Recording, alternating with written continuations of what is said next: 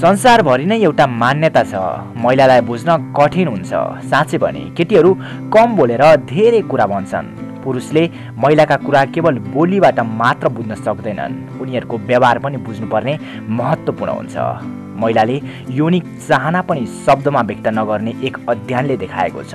यहाँ महिलाले यौन सम्बन्ध राख्न चाहेको समयमा देखाउने 5 व्यवहारहरू चर्चा गरिएको छ। आउनुहोस् जानिराखौँ।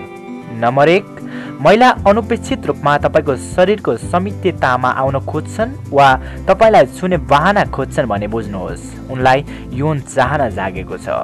महिलाहरू खुट्टाको बुढी औँलाले भुइँमा कोतर्न थाले भने पनि उनीहरूको चाहना बुझ्नुपर्छ।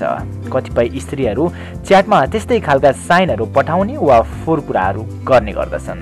नम्बर 2, यदि स्त्रीले तपाईको नजिक भएर लामो लामो सास वा गहिरो सास लिइरहेको अनुभव गर्नुभयो भने पनि उनलाई उत्तेजना भइरहेको छ भन्ने बुझ्नुहोस्। महिलाहरू उत्तेजित भएपछि गहिरो र लामो सास फेर्ने गर्दछन्। महिलाहरू उत्तेजित भएपछि उनीहरूको मुटुको ढुकढुकी बढ्न पनि थाल्दछ। कतिपय महिलाले नजानिदो गरी पुरुषको संवेदनशील भागमा छुने समेत गर्दछन्। ख्याल गरौँ है।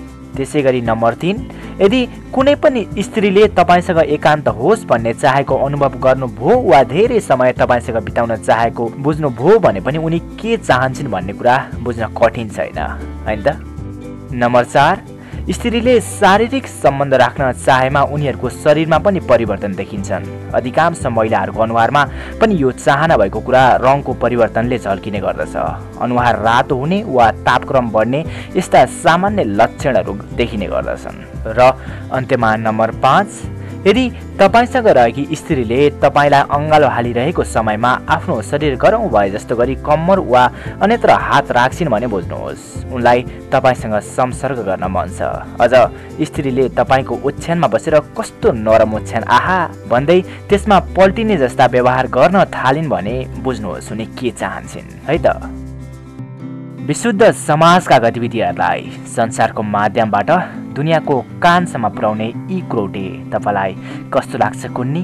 आफ्नो प्रतिक्रिया कमेन्ट बक्समा कमेन्ट गर्न नबिर्सनुहोला।